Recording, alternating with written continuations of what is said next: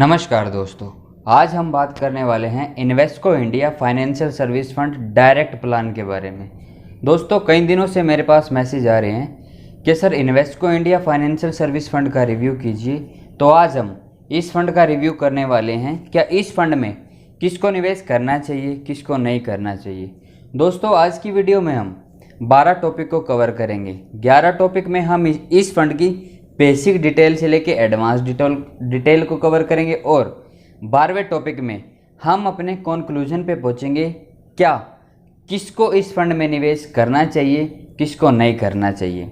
दोस्तों, कंक्लूजन मैं आपको पहले भी दे सकता हूं, बट देना ज़रूरी समझता नहीं हूं, क्योंकि मेरे को ऐसा लगता है अगर मैं किसी फंड का रिव्यू कर रहा हूं तो आपको उस फंड की एक्चुअल डिटेल पूरी बता सकूँ, जिससे आपको डिसीजन लेने में हेल्प हो सके। दोस्तों, ये मेरी जिम्मेवारी बनती है कि मैं आपको किसी भी फंड का अगर रिव्यू आपको करके दे रहा हूँ तो आपको उस फंड के बारे में पूरी जानकारी दे सकूँ। दोस्तों, आपसे रिक्वेस्ट है क्या वीडियो को पूरा देखिए, तभी आप इस फंड के बारे में पूरी जानकारी ले पाएंगे। अगर आप वीडियो को आधा देखते हैं तो आधी जानकारी में आप इस फंड के बारे में कुछ भी परसेप्शन बना सकते हैं। आपको कहीं पे ऐसा लग सकता है कि ये फंड अच्छा है या कहीं पे ऐसा लग सकता है कि ये फंड बुरा है। तो रिक्वेस्ट है दोस्तों आपसे, क्या वीडियो को पूरा देखिए, तभी आप इस फंड के बारे में एक्चुअल जानकारी ले पाएंगे। तो चलिए दोस्तों, आज की वीडियो शुरू करते हैं।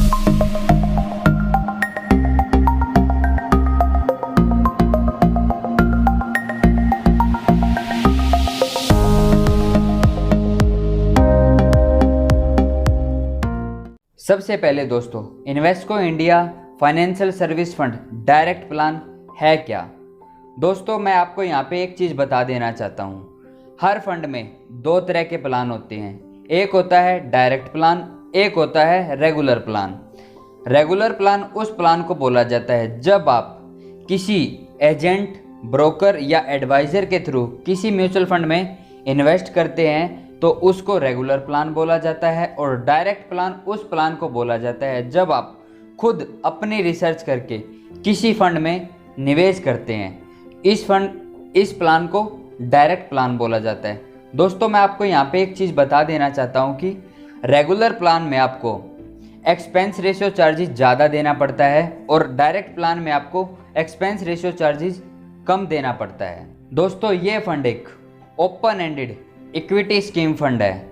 दोस्तों, यहाँ पे भी मैं आपको एक चीज़ और बता देना चाहता हूँ कि हर फंड में दो टाइप के फंड होते हैं, एक होता है ओपन एंडेड, एक होता है क्लोज एंडेड।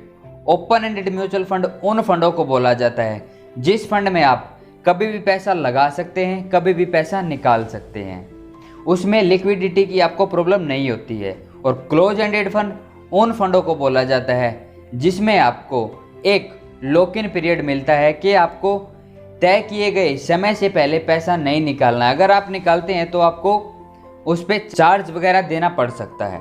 दोस्तों, ये fund open ended equity scheme fund है जो कि मेनली अपना कलेक्टेड किया गया पैसा, इन्वेस्टर से कलेक्टेड किया गया पैसा मेनली बैंकों के शेयर और फाइनेंशियल कंपनीज के शेयर में निवेश करता है।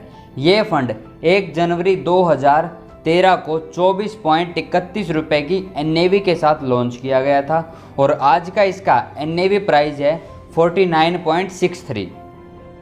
और अब हम बात करते हैं दोस्तों इसके फंड मैनेजर के बारे में।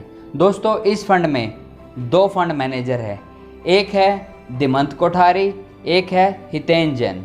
दोस्तों, दिमंत कोठारी इस फंड के साथ 1 जनवरी 2018 से रेगुलर काम कर रहे हैं। और दोस्तों, अब हम इसकी एजुकेशन के बारे में बात करते हैं। दोस्तों, दिमंत कोठारी एक चार्टर्ड अकाउंटेंट और कॉमर्स डिग्री होल्डर है। अगर हम इसके एक्सपीरियंस के बारे में बात करें दोस्तों, तो दिमंत कोठारी ने Invesco India mutual fund join करने से पहले research credit analysis and research limited के साथ एज ए सीनियर मैनेजर काम किया है। और अब हम बात करते हैं हितेन जैन के बारे में। दोस्तों, हितेन जैन 19 मई 2020 से इस फंड के साथ रेगुलर काम कर रहे हैं।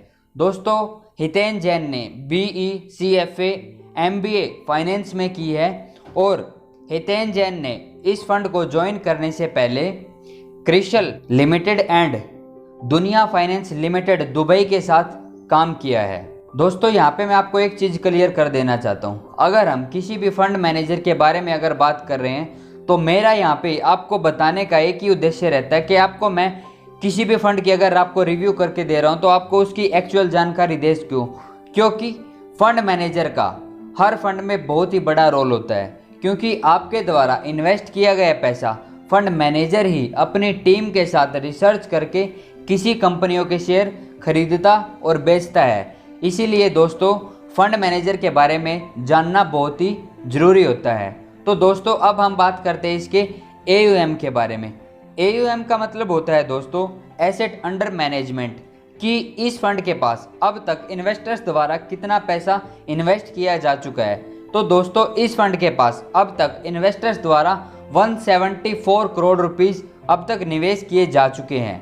और अगर हम इन्वेस्टमेंट की बात करें तो दोस्तों इस फंड में आप दो तरह से इन्वेस्टमेंट कर सकते हैं। पहला है SIP, दूसरा है लमसम। SIP का मतलब होता है दोस्तों सिस्टमैटिक इन्वेस्टमेंट प्लान।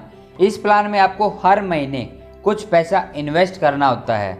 लमसम का मतलब होता है दोस्तों अगर आपके पास कुछ इकट्ठा पैसा पड़ा हुआ है और आप उस इकट्ठे पैसे को इन्वेस्ट करना चाहते हैं तो जो इकट्ठा पैसा आपके पास पड़ा हुआ है उसको ही लमसम अमाउंट बोला जाता है। तो दोस्तों अगर आप इस फंड में SIP के फॉर्म में इन्वेस्ट करना चाहते हैं तो आप मिनिमम मंथली 100 रुपीज़ इस फंड में निवेश कर सकते हैं। और अगर आप इस फंड में लमसम अमाउंट से निवेश करना चाहते हैं तो आप इस फंड में मिनिमम 1000 रुपीज़ निवेश कर सकते हैं। उसके बाद तो चाहे आप SIP भी शुरू कर सकते हैं। और दोस्तों अब हम बात करते हैं इसके चार्जेस के बारे में। दोस्तों इस फंड में दो तरह के चार्जेस लगते हैं। पहला है एक्सपेंस रेशियो, दूसरा है exit load. Expense ratio charges दोस्तों उस चार्जेस को बोला जाता है जो कि आपके फंड को मैनेज करने के लिए लिया जाता है एक्सपेंस रेशियो के रूप में। और एग्जिट लोड चार्जेस उस चार्जेस को बोला जाता है जब आप अपने फंड को रिडीम करते हैं या फंड में से पैसा निकालते हैं तो उस टाइम जो आपको चार्जेस देना रहता है उसको एग्जिट लोड चार्जेस बोला जाता है। तो दोस्तों इस फंड में आपको एक्सपेंस रेशियो के रूप में 1.69% चार्जेस देना पड़ेगा। कहने का मतलब ये है कि अगर आपने इस फंड में 100 रुपये इन्वेस्ट किया है तो आपको 1.69 रुपीज़ चार्जेस के एक्सपेंस रेशियो चार्जेस के रूप में आपकी इन्वेस्टमेंट से काट लिया जाएगा। और दोस्तों इस फंड का एग्जिट लोड चार्जेस है 1%। अगर आप इस फंड से 1 साल से पहले पैसा रिडीम करते हैं तो आपको 1% एग्जिट लोड के रूप में चार्जेस देना होगा। और दोस्तों अब हम बात करते हैं इसके टैक्स के बारे में। दोस्तों मैं यहाँ पे आपको एक चीज़ क्लियर कर देना चाहता हूँ, हर फंड में दो तरह के टैक्स लगते हैं। तो इस फंड में भी दो तरह के टैक्स लग रहे हैं, एक है STCG और एक है LTCG। STCG का मतलब है दोस्तों शॉर्ट टर्म कैपिटल गेन और LTCG का मतलब है long term capital gain. Short term capital gain tax उस टैक्स को बोला जाता है जब आप 1 साल से पहले पैसा रिडीम करते हैं तो आपको शॉर्ट टर्म कैपिटल टैक्स देना होता है। तो दोस्तों इस फंड में आपको flat 15% short term capital tax देना पड़ेगा अगर आप इस फंड से 1 साल से पहले पैसा रिडीम करते हैं। और long term capital gain tax उस टैक्स को बोला जाता है जब आप 1 साल के बाद किसी फंड से पैसा रिडीम करते हैं तो आपको उस सिचुएशन में लॉन्ग टर्म कैपिटल टैक्स देना होता है। तो दोस्तों इस फंड में आपको लॉन्ग टर्म कैपिटल टैक्स के रूप में 10% चार्जेस देना पड़ेगा अगर आप इस फंड से 1 साल के बाद पैसा रिडीम करते हैं या निकालते हैं। और दोस्तों अब हम बात करते हैं इसके पोर्टफोलियो के बारे में। पोर्टफोलियो का मतलब होता है दोस्तों कि आपके द्वारा इन्वेस्ट किए गए पैसे से किस कंपनियों के शेयर या बैंकों के शेयर खरीदे जा रहे हैं। तो दोस्तों यहाँ पे मैंने आपको चार्ट दे दिया होगा, यहाँ पे आप देख सकते हैं कि आपके द्वारा इन्वेस्ट किए गए पैसे से किन कंपनियों और बैंकों के शेयर खरीदे जा रहे हैं, यहाँ पे आपको चार्ट में दिखाई दे रहा होगा। और दोस्तों अब हम बात करते हैं इसके बेंचमार्क के बारे में। दोस्तों बहुत सारे लोगों को बेंचमार्क का पता नहीं होता क्या बेंचमार्क होता क्या है। तो दोस्तों मैं आपको बता देना चाहता हूँ कि बेंचमार्क उसको बोला जाता है, जैसे मैंने आपको ये कंपनियाँ बताई हैं तो ये सभी कंपनियाँ किसी इंडेक्स में एग्जिस्ट करती होंगी तो उस इंडेक्स को ही बेंचमार्क बोला जाता है। उम्मीद करता हूं दोस्तों आपको बेंचमार्क का भी कॉन्सेप्ट क्लियर हो गया होगा। और अब हम बात करते हैं इसके रेटिंग और रैंकिंग के बारे में। दोस्तों इस फंड को मॉर्निंग स्टार द्वारा 4 स्टार रेटिंग मिली हुई है और दोस्तों ये फंड इस कैटेगरी में सेकंड पोजीशन पे स्टैंड करता है। और अगर हम दोस्तों इस फंड के रिटर्न के बारे में बात करें तो इस फंड ने अपने इन्वेस्टर्स को पिछले एक साल में -32.3 का रिटर्न दिया है। कहने का मतलब ये है क्या दोस्तों, अगर आपने इस फंड में 100 रुपये पिछले साल निवेश किए होते तो आज उनकी घट के वैल्यू 67.7 रुपीज़ ही रह गई होती। और अगर हम इसी फंड का 3 साल का रिटर्न देखें तो इस फंड ने अपने इन्वेस्टर्स को पिछले 3 साल में -4% का रिटर्न दिया है। और अगर हम इसी फंड के ऑल टाइम रिटर्न के बारे में बात करें, जब से ये फंड शुरू हुआ है तब से लेके अगर आज तक इस फंड का रिटर्न के बारे में अगर हम बात करें तो इस फंड ने अपने इन्वेस्टर्स को 8.4% का रिटर्न दिया है। और अगर हम इसी कैटेगरी के अलग फंडों की बात करें तो उन फंडों ने पिछले एक साल में -38.7% का रिटर्न दिया है। उम्मीद करता हूं दोस्तों आपको रिटर्न के बारे में भी कॉन्सेप्ट क्लियर हो गया होगा। लेकिन दोस्तों मैं आपको एक चीज़ और यहाँ पे क्लियर कर देना चाहता हूँ कि आपको कभी भी किसी फंड के रिटर्न को देख के उस फंड में निवेश नहीं करना चाहिए। आपको उस फंड के ट्रैक रिकॉर्ड को ही देख के उस फंड में निवेश करना चाहिए। क्या इस फंड ने गिरते मार्केट में कैसा परफॉर्म किया है और बढ़ते मार्केट में कैसा परफॉर्म किया है। और दोस्तों अब हम बात करते हैं इसके प्रोज और कॉन्स के बारे में। प्रोज और कॉन्स का मतलब होता है दोस्तों फ़ायदा और नुकसान। तो दोस्तों इस फंड का मेरे को एक ही फ़ायदा नज़र आता है कि इस फंड में अपने बेंचमार्क से कम रिस्क है।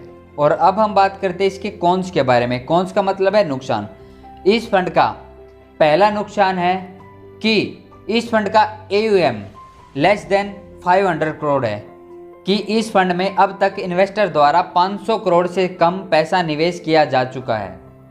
और दूसरा नुकसान है दोस्तों इसका हाइयर एक्सपेंस रेशियो। दोस्तों आप देख सकते हैं क्या इस फंड में एक्सपेंस रेशियो चार्जेस के रूप में आपको चार्ज ज़्यादा देना पड़ रहा है। और तीसरा नुकसान है दोस्तों इसका 1 ईयर रिटर्न।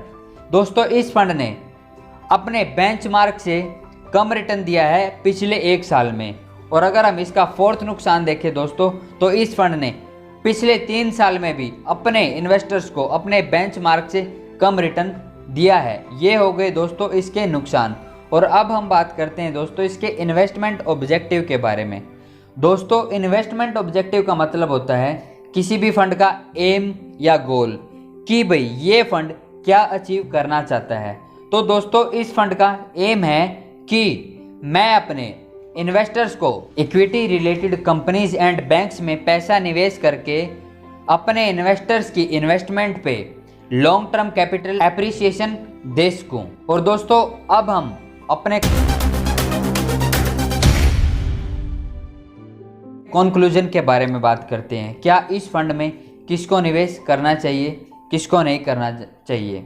दोस्तों मेरा मानना तो ये है कि किसी भी इन्वेस्टर्स को उन फंडों से बिल्कुल दूर रहना चाहिए जो कि किसी पर्टिकुलर सेक्टर या किसी एक ही सेगमेंट को टारगेट करके उसमें निवेश कर रहे हैं, क्योंकि इसमें ना तो फंड मैनेजर को लिबर्टी रहती है कि वो डिफरेंट कंपनियों में निवेश कर सके और ना ही इन्वेस्टर्स को डाइवर्सिफिकेशन का फ़ायदा मिल पाता है। और दोस्तों मैं यहाँ पे आपको एक चीज़ और बता देना चाहता हूँ, अगर आप इस फंड में निवेश ही करना चाहते हैं तो दोस्तों आपको इस फंड में SIP मोड में ही निवेश करना चाहिए। और दोस्तों उम्मीद करता हूँ कि आपको आज का कॉन्सेप्ट क्लियर हो गया होगा।